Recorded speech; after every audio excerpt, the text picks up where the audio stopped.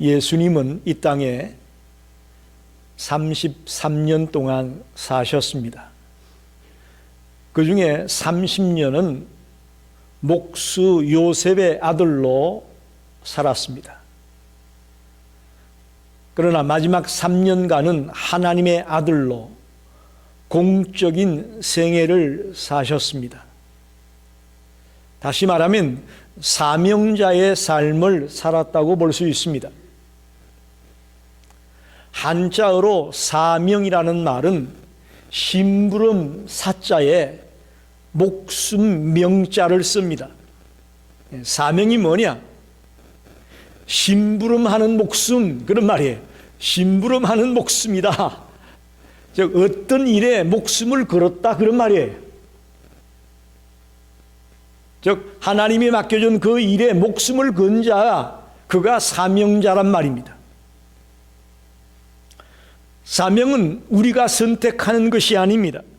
하나님이 선택하는 것입니다. 그 길은 시작도 과정도 완성되는 것도 하나님의 주권 아래에 진행이 됩니다.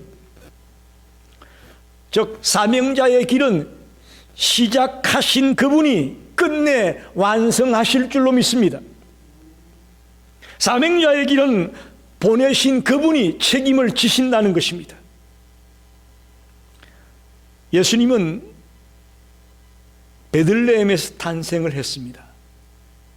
그러나 사람들은 예수님의 고향이 나사렛이라고 말합니다.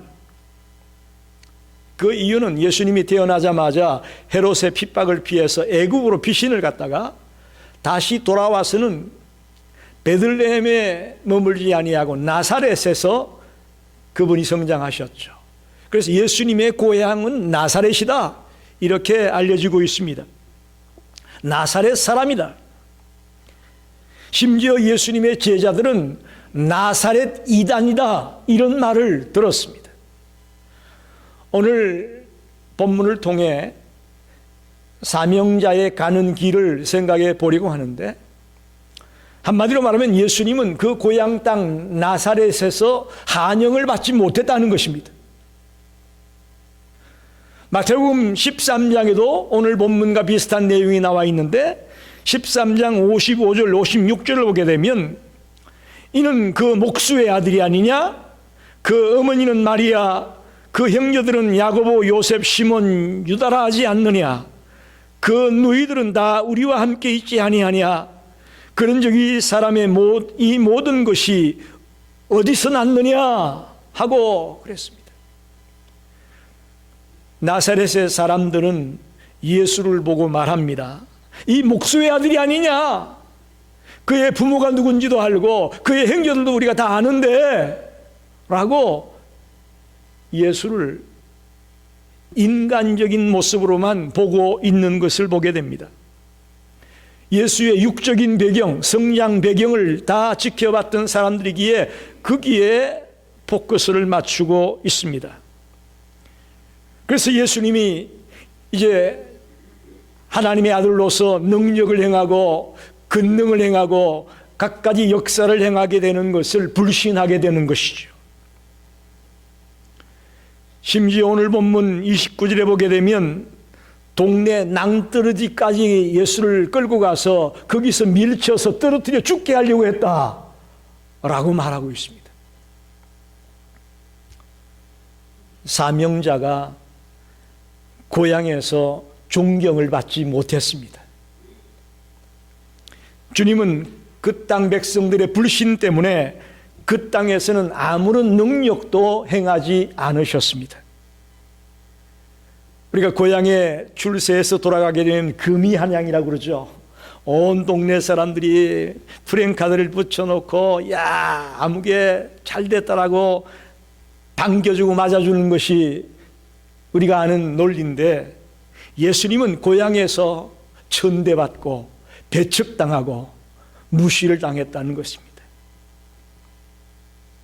오늘 이 본문을 깊이 묵상하면서 과연 사명자의 가는 길이 어떤 길인가 한번 진지하게 고민해 보려고 합니다.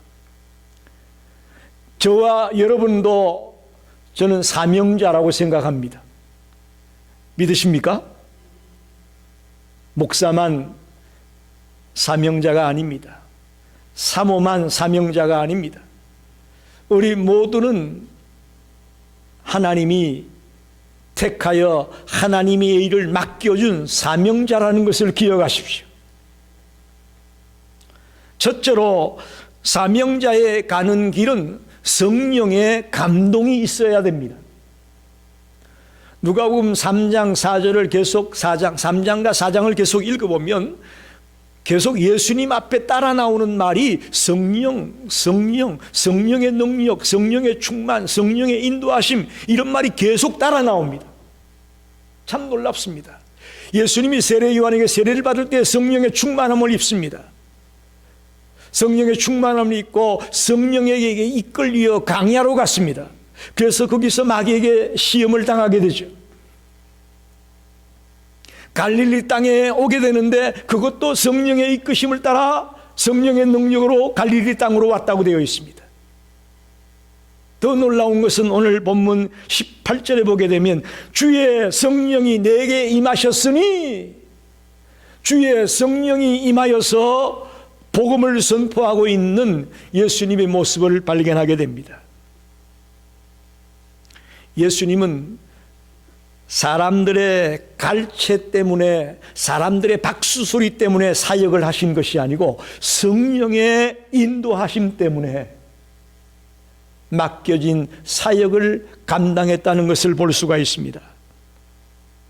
이 성령의 감동하심을 받고 달려가는 사역자들은 칭찬한다고 좋아하고 비난한다고 슬퍼하고 그러지 않아요.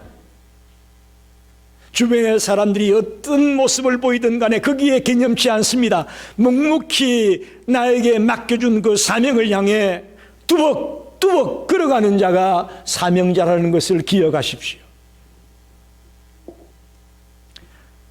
저도 목사지만 목회하다 보면 비난을 당할 때도 있고 칭찬을 받을 때도 있습니다.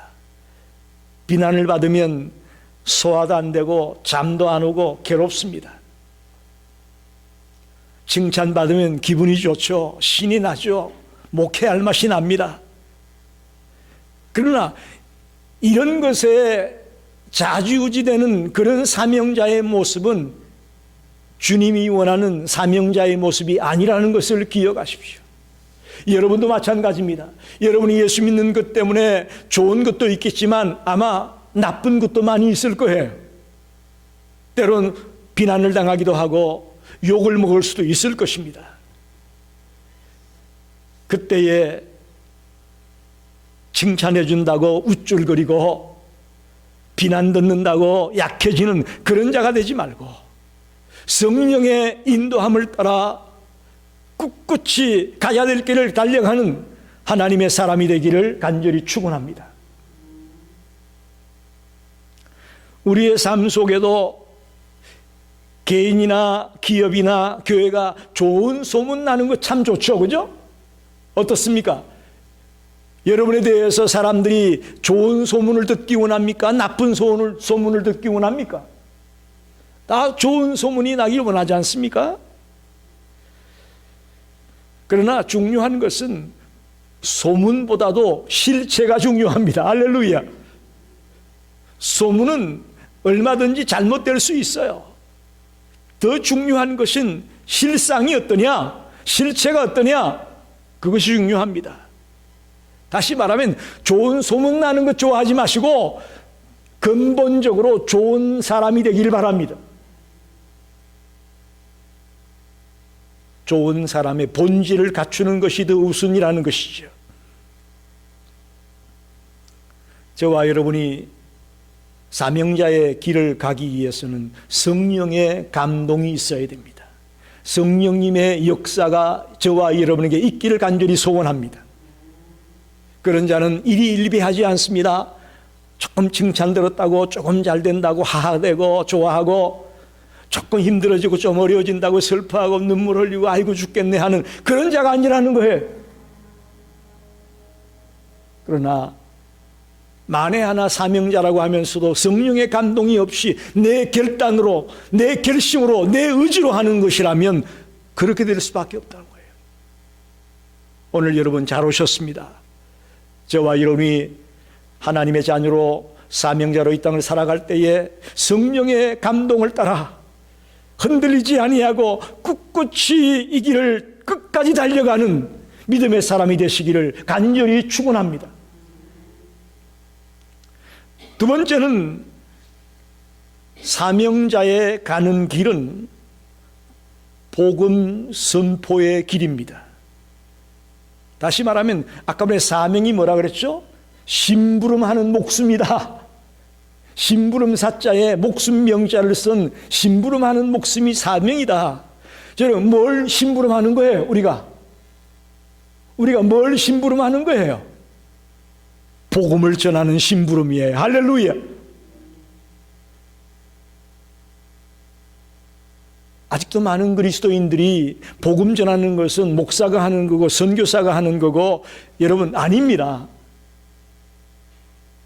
이 땅의 모든 예수를 만난 자는 복음을 전하는 자가 되어야 될 것을 믿습니다. 우리를 부른 것은 그저 예수 믿고 구원받으라고 부른 거 아니에요. 이제 우리가 예수 만났으니 다른 자에게 복음을 전하고 예수를 전하는 자가 되어야 된다는 것이죠. 아침에 오늘 차를 타고 오면서 우리 집사님이 간증을 하시는데, 집사님이 다니는 그 병원의 의사 선생님이 참 친절하고 좋으신데 특별히 예수 믿으시죠? 교회 다니시죠? 이걸 꼭 물어본다는 거예요. 의사지만 사람의 몸만 치료하는 것이 아니고 그 사람이 예수 믿고 구원받는 것을 건면하는 이런 것, 이게 사명자 아닙니까 여러분? 그게 사명이죠.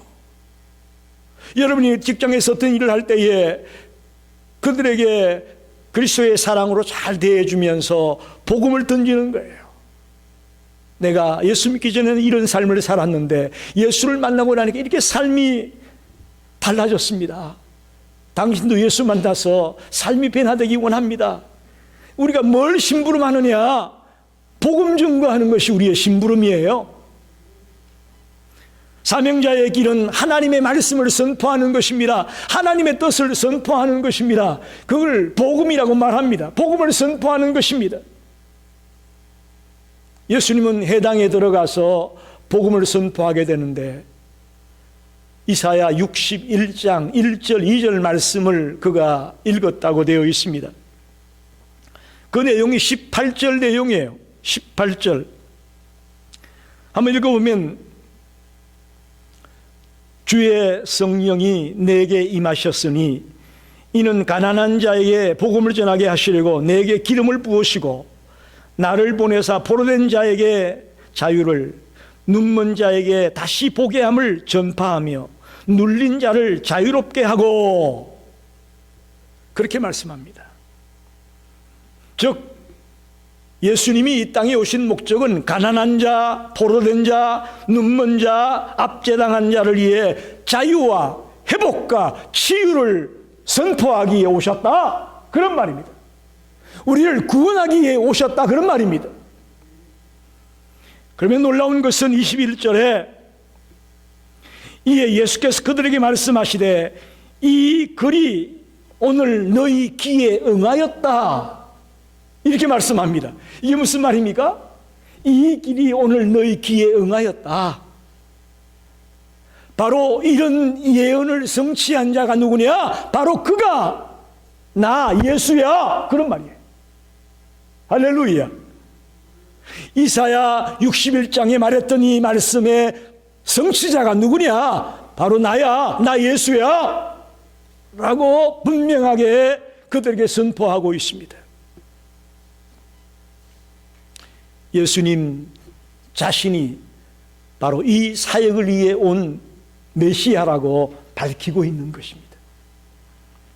사명은 개인적인 소원이나 의무감으로 할 수가 없습니다. 이것은 하나님의 뜻과 하나님의 계획에 의해서 진행이 되는 것임을 알아야 됩니다.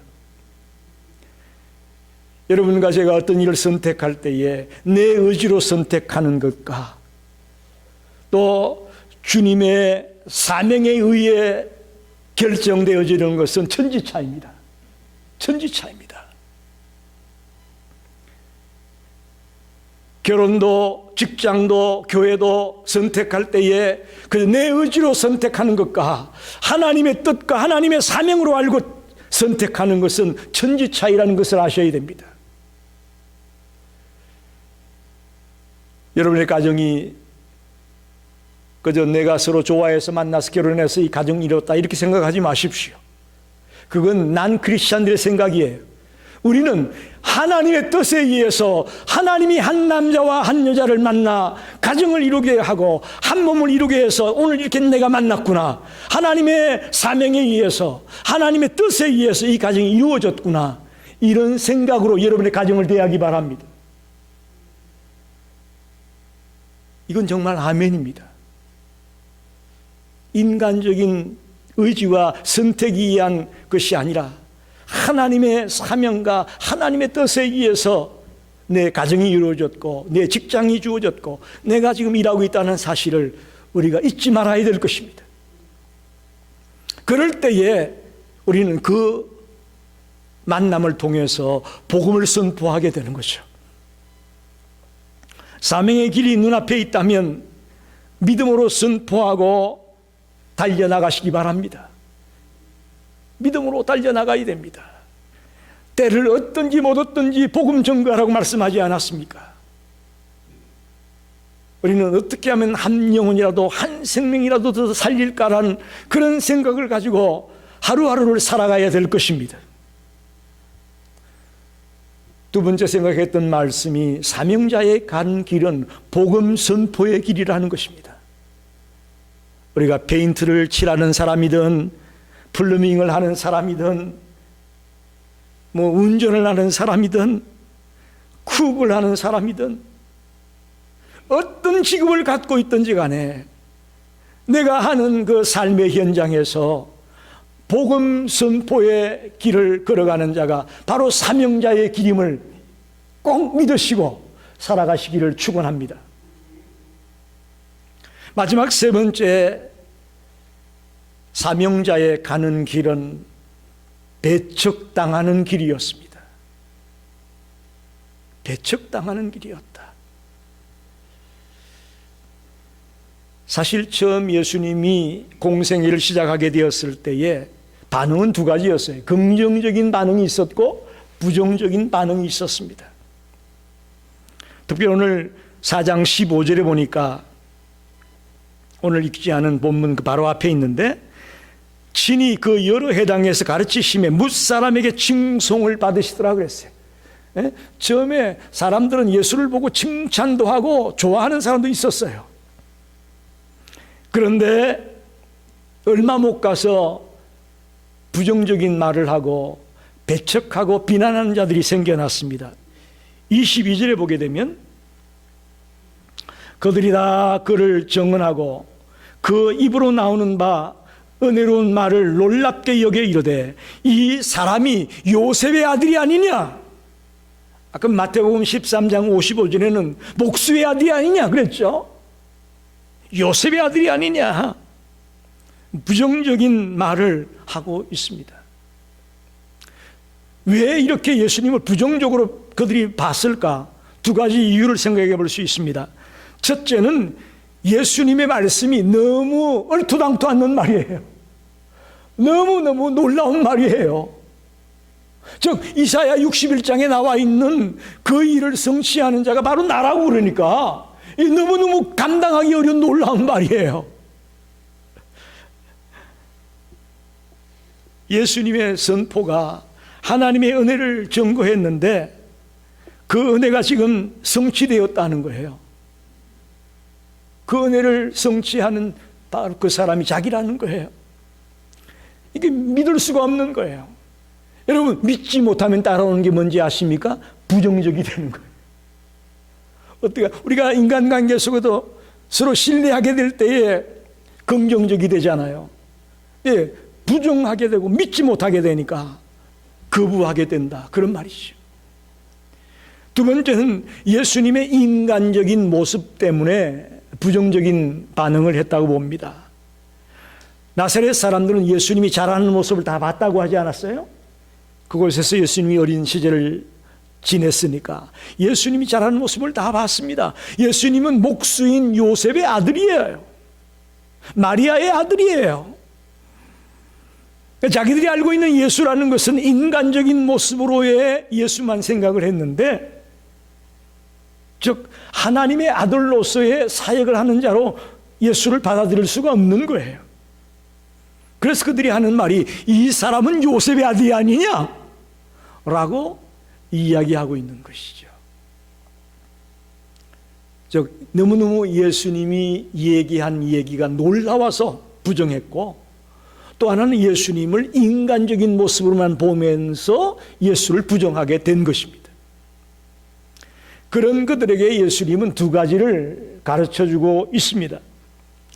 23절을 보십시다. 예수께서 이르시되 너희가 반드시 의사야 너 자신을 고치라 하는 속담을 인용하여 내게 말하기를 우리가 들은 바 가버나움에서 행한 일을 내 고향 여기서도 행하라 하리라. 23절에 여기 의사야 너 자신을 고치라 이런 말이 나오죠. 이건 무슨 말이냐면 의사를 믿지 못할 때 쓰는 말입니다. 속담이에요. 너도 고치지 못하면서 뭘 우리를 고친다고 하느냐, 그런 말이에요. 의사야 너 자신을 고쳐라. 의사 난 못 믿겠다, 그런 말이에요. 그것은 예수님을 그렇게 보는 거예요. 우리는 당신의 능력을 믿지 못하겠어. 예수님을 믿지 못하겠다라는 말을 이렇게 그들은 하고 있습니다. 그러면서 24절에 또 이르시되 내가 진실로 너희에게 이르노니 선지자가 고향에서는 한영을 받는 자가 없다라고 말합니다. 선지자가 고향에서는 한영을 받지 못한다라는 것을 그들에게 가르쳐 줍니다. 다시 말하면 선지자의 이전 모습, 어린 시절의 모습만 이들은 자꾸 생각을 하지 지금 현재의 모습은 보려고 하지 않는다는 거예요. 이전 모습만 가지고 선지자를 판단하지 지금 하나님의 아들로서 공적인 생애를 시작하는 그 메시아 예수를 그들은 보지 못했기 때문에 고향에서 배척을 당할 수밖에 없다라는 것이죠.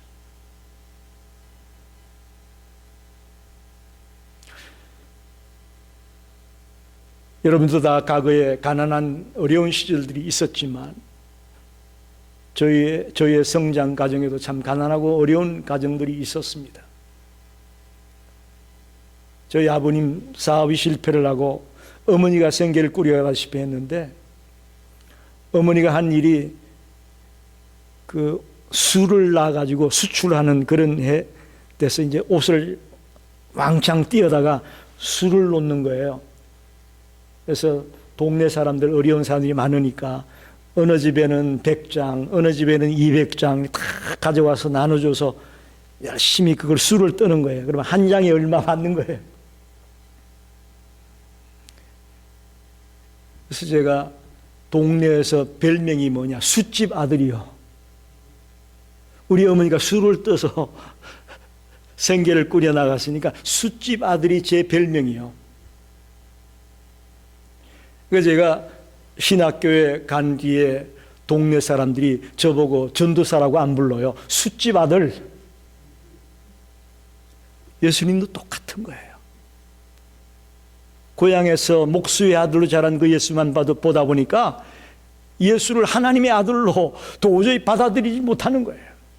고향에서 배척당하는 예수의 모습을 우리가 발견할 수가 있는 거죠. 두 번째로 오늘 굉장히 중요한 이야기입니다. 25절로 27절을 보게 되면 내가 참으로 너희에게 이르노니 엘리야 시대에 하늘이 3년 6개월간 닫히 온 땅에 큰 흉년이 들었을 때에 이스라엘에 많은 과부가 있었으되 엘리야가 그중 한 사람에게도 보내심을 받지 않고 오직 시돈 땅에 있는 사렙다의 한 과부에게 뿐이었으며 또 선지자 엘리사 때에 이스라엘에 많은 나병 환자가 있었으되 그 중에 한 사람도 깨끗함을 얻지 못하고 오직 수리아 사람 나만 뿐이었느니라. 무슨 말이냐면 유대인들은 하나님께 버림을 받고 이방인들은 하나님의 은혜를 입을 것이다, 이런 말이에요. 그러면서 예를 드는 거예요. 엘리야 선지자 때에 유대 땅에도 과부가 많이 있었다는 거예요. 근데 유대 땅에 있는 과부들은 하나도 먹이지 않았는데 이방인인 사렙다 과부에게 먹을 걸 줬다라는 거예요. 또 엘리사 선지자 때에 나병 환자들이 유대 땅에도 많이 있었다는 거예요. 근데 유대 땅에 있는 나병 환자들은 고치지 않았는데 이방인인 나만의 문둥병을 고쳐줬다라는 거예요. 이 예를 들면서 유대인들은 하나님을 무시해서 버림을 당하게 되고 이방인들은 하나님의 은혜를 입고 구원을 받게 될 것이다, 이 말씀을 선포하는 거예요. 그러니까 유대인들이 예수를 죽이려고 하는 거예요. 예수를 배척하고 심지어는 낭떠러지에 끌고 가서 예수를 밀쳐 죽이려고 하는 이런 일이 벌어졌다라는 거예요.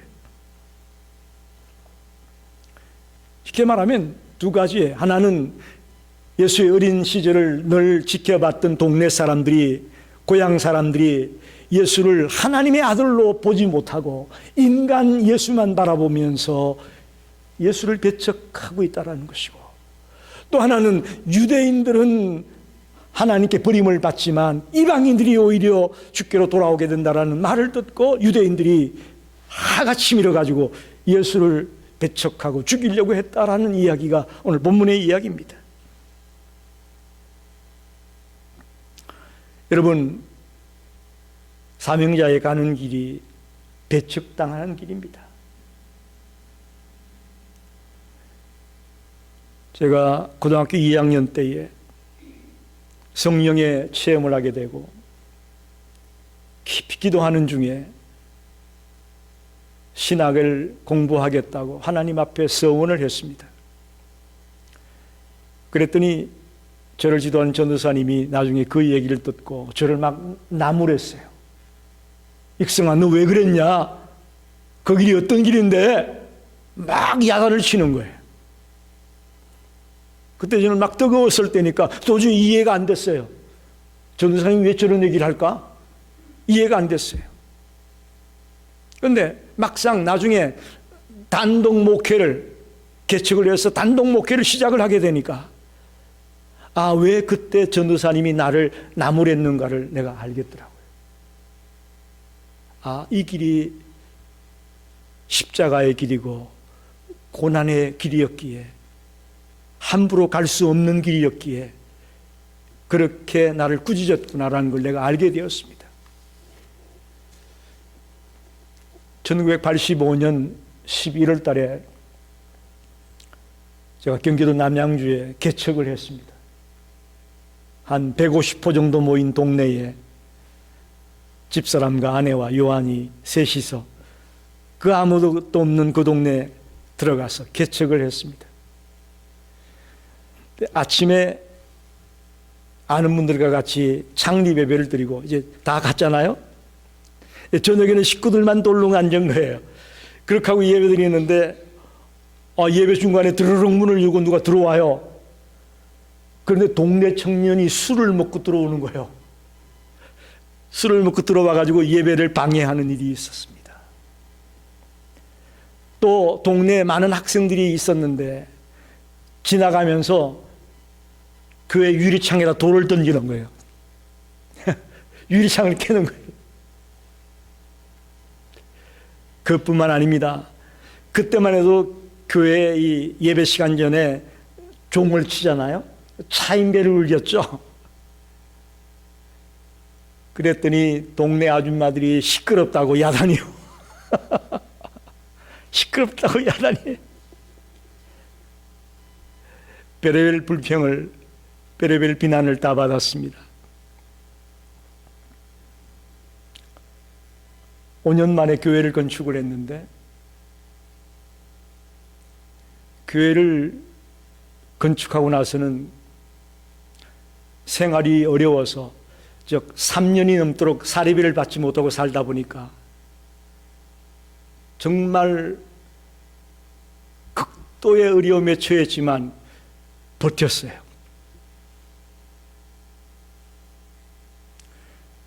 그 무엇보다도 목회의 길을 가며 힘들었던 것은, 제가 장남이잖아요.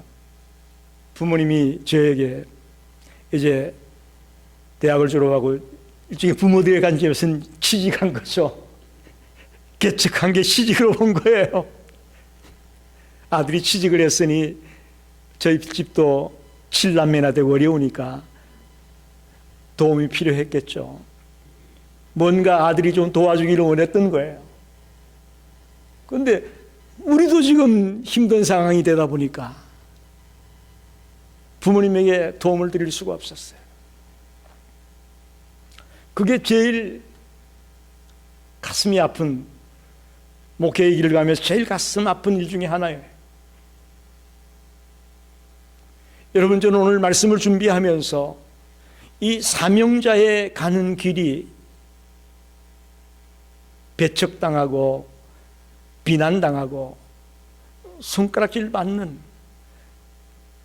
그런 길일 수 있음을 예수님을 통해 보게 됩니다. 예수님이 가신 길에 비하면 아무것도 아니죠. 아무것도 아니죠. 그러나 여러분이든 저든 우리가 이 길을 걸어감에 있어서 이럴 수 있다는 것을 인정하십시오. 나 이제 예수 믿으니까 모든 게 잘 될 거야. 예수 믿으니까 복 받고 모든 게 앞길이 쫙 열려지고 탄탄대로를 걷게 될 거야. 그런 생각 갖지 마세요. 실망해요.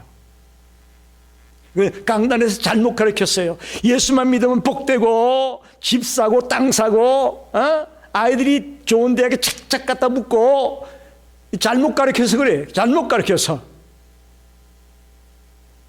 사명자에 가는 길이 얼마나 십자가의 길이고 고난의 길이고 눈물의 길이고 아픔의 길이라는 것을 설교 안 해요. 왜? 다 떨어져 나가니까. 그 얘기 듣고 교회에 있을 사람이 있겠어요? 다 도망가지. 그러나 그게 실상이라는 걸 아셔야 돼요.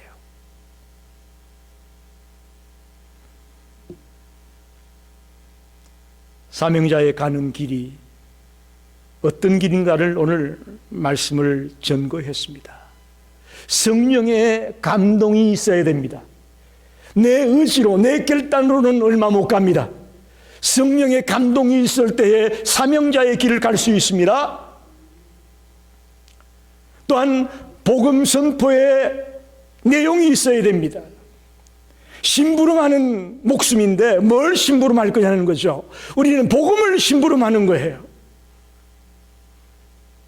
마지막으로는 고향에서 환영받지 못하고 사람들에게 비난과 배척을 당할 수 있는 것이 사명자의 길이 된다는 것을 기억하시고, 저와 여러분이 어떤 상황 속에서도 주님을 바라보며 꿋꿋이 그 길을 달려가는 하나님의 자녀들이 되시기를 간절히 축원합니다. 기도합니다.